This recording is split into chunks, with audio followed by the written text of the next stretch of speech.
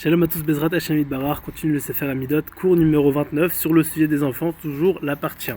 Donc on avait dit qu'une personne qui s'adonnait donc à l'étude de la Torah et aux actes de bienfaisance, à faire beaucoup de chesed, il méritera d'engendrer de nombreux enfants. On s'en est arrêté là, donc on continue. Numéro 36. Les enfants ne mourront pas par la faute des pères que s'ils persistent dans les mêmes transgressions. C'est-à-dire que si par exemple les pères ils font une certaine faute et que les enfants ils la reproduisent, alors ils mourront. Mais si par contre ils ne la reproduisent pas, c'est-à-dire ils font tchouva dessus, non seulement entre guillemets ils réparent la faute des pères, mais en plus ça ils ne mourront pas, vu qu'ils l'ont réparé et que surtout ils n'ont plus de rapport avec cette faute-là. 37. Le rapport conjugal réalisé en période de grossesse sera bénéfique au fœtus, il éclaircira sa peau, le vitalisera, lui donnera une belle forme ainsi que de la vigueur. La Gemara elle explique qu'il y a trois parties. Les 3 premiers mois de la grossesse, il faut éviter, c'est mauvais et pour la mère et pour l'enfant. Les 3 mois du milieu, c'est mauvais pour la mère mais c'est bon pour l'enfant. Et les 3 derniers mois, c'est bon et pour la mère et pour l'enfant. Donc voilà, et ça lui donnera, comme il a dit Rabbeinu, ça éclaircira sa peau, et ça le vitalisera, ça lui donnera une belle forme ainsi que de la vigueur, ça lui donnera plein de bonnes choses. 38. Celui qui n'a pas d'enfant devra accepter l'exil. 39. Lorsqu'un individu empiète sur le gagne-pain d'autrui, ce sera comme s'il s'accouplait charnellement avec l'épouse de ce dernier. Donc pour ça, il faut faire très très attention de ne pas empiéter sur le gagne-pain d'une autre personne. C'est on va dire du vol, on va dire ça comme ça.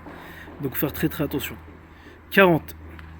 Lorsqu'un homme est livré aux mains de ses ennemis, ce sera comme s'il enterrait ses enfants, que Dieu nous en préserve. 41. L'individu qui s'accouple charnellement à une coutite ou à un mâle, ou qui s'est complu dans des réflexions idolâtres, n'engendrera pas d'enfant Talmid Chacham. Et même si son fils apprend la Torah, il oubliera son étude. Donc faire très très attention à ne pas, évidemment, tout ce qui est homosexuel, la Torah condamne, et ça c'est pas shoot, c'est logique, tout le monde connaît. Et pareil, de s'accomplir à une personne qui n'est pas juif, ou même à une juive dans le cas où il n'est pas marié, ça c'est logique, tout le monde connaît, mais surtout, ces deux cas-là, comme il dit Rabbeinu, le Kouchit et le Zachar, c'est-à-dire le fait de s'accoupler à une femme non juive. Kouchit, c'était un des peuples.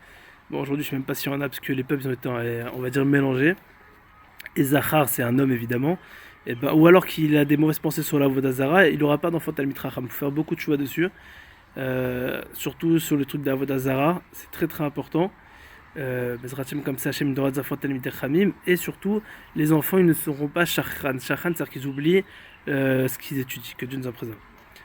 42. De bons enfants, un puissant remède pour les parents. Bani Matovim, refouak de la lavote. Bon, ils expliquent qu'une personne qui a des bons enfants, c'est une grande refoua pour les parents, donc c'est magnifique, bon Hachem. Ensuite, il faut faire très très attention que Dieu nous en préserve à ça, à cause du mensonge, les enfants ils meurent.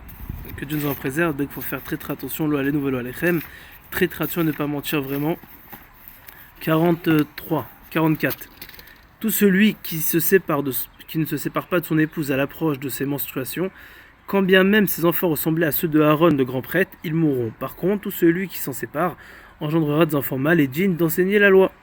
Donc il y a un zman pour tout. La Torah nous enseigne qu'il y a un zman pour être avec sa femme, il y a un zman pour s'écarter de sa femme. Maintenant, des fois, il y a des zman où on ne sait pas vraiment si vraiment on va avoir ses règles.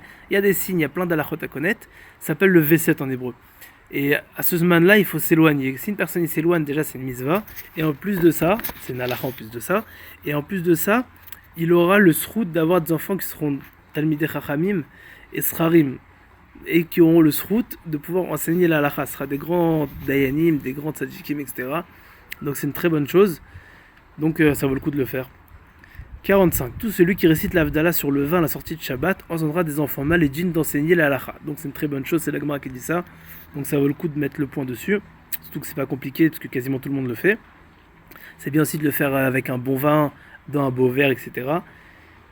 De laver le verre aussi. Il y a plein d'halachot. Bon bref, je le fais en très court, mais en gros c'est très bien de le faire. 46. Celui qui se sanctifie par la tsniout au moment des rapports conjugaux engendrera des enfants mâles.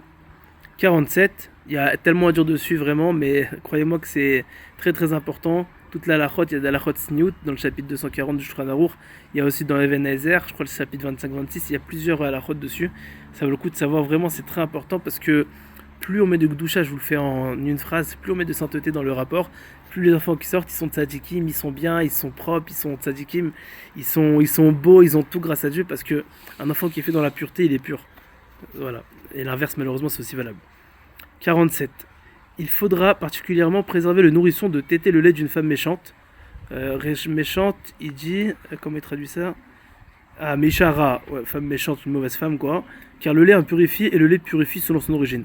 Il fait très attention d'ailleurs, c'est écrit dans la hara qu'il faut faire en sorte, si par exemple la mère elle peut pas allaiter, que le nourrisson ne peut pas téter de la mère, pour X raisons, alors bon, on lui donne, comme on fait en Israël, le maternel, etc. C'est bien de donner du lait qui est pur. Maintenant, si on peut pas, à l'époque, c'est surtout à l'époque, on va dire, parce qu'aujourd'hui personne ne fait ça quasiment, mais imaginez, il y a une personne qui veut par exemple faire en sorte de donner à son enfant à téter d'une femme qui est méchante, donc une femme qui n'est pas juive ou quelque chose comme ça, le lait, du fait que la source elle est impure parce qu'elle mange des choses qui sont impures, donc automatiquement ça l'impurifie. Même une femme juive aussi qui mange pas kasher, etc., c'est pas bon. Pourquoi? Parce que ça impurifie, parce qu'au final, ce qu'on mange, on avait déjà parlé de ça énormément dans les autres cours, ce qu'on mange, on le devient. Quand une personne il mange kasher, ben, il mange du kasher, donc il transmet du kasher.